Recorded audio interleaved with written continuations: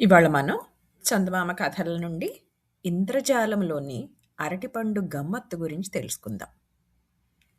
ఈ ట్రిక్కు పెద్దలే కాకుండా పిల్లలు కూడా చాలా తేలికగా చేసి చూపవచ్చు. కానీ చూచేవారికి మాత్రం ఇది చాలా గొప్ప ట్రిక్ అనిపిస్తోంది. ఇక మీరు ఈ ట్రిక్కు చేయవలసింది ఎలాగా అంటే, విందుకి వచ్చే ముందు ఇంటి దగ్గరనే మీరు ఒక అరటిపళ్ళ హస్తం తెప్పించి, హస్తం నుంచి పళ్ళని తుంచకుండా ఒక సన్నని సూదితో ఒక్కొక్క పండుని లోపల గుజ్జు మాత్రం తెగేట్టు కొన్ని భాగాలుగా చెయ్యాలి. ఎలాగంటే సూదిని మొదట ఒక పండు తోలు గుండా గుచ్చి లోపల గుజ్జు మాత్రం గుండ్రంగా తెగేటట్టు సూదిని తిప్పాలి. ఇది ఎలా చెయ్యాలో ఈ పేజీలోని బొమ్మలో చూపబడింది. ఇలా మొదటి అరటిపండును 3 చోట్ల సూదితో గుచ్చి లోపలి గుజ్జు గుండ్రంగా 3 భాగాలు అయ్యేట్టు చేయండి. తర్వాత రెండో పండుని 4 భాగాలు అయ్యేట్టు చెయ్యండి. ఇలా హస్తంలో 6 పళ్ళు ఉంటే ఒక దాంట్లో 3 భాగాలు, మరో దాంట్లో 4 భాగాలు, మరో దాంట్లో 2 భాగాలు ఇలా రకరకాలుగా తయారు చేసి ఉంచుకోండి.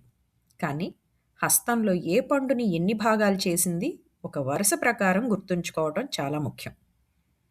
తర్వాత సూదితో లోపలి గుజ్జుని కోసేటప్పుడు కూడా పై తోలు తెగకుండా చూసుకోవడం కూడా చాలా ముఖ్యం.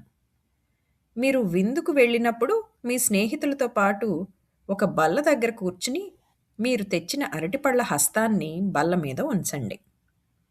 తర్వాత ఆ మాట ఈ మాట చెబుతూ, ఇప్పుడు నేనొక గమ్మత్తు చేస్తాను కాచుకోండి అనేసరికి మీ స్నేహితులు ఏమిటి అని చూస్తారు.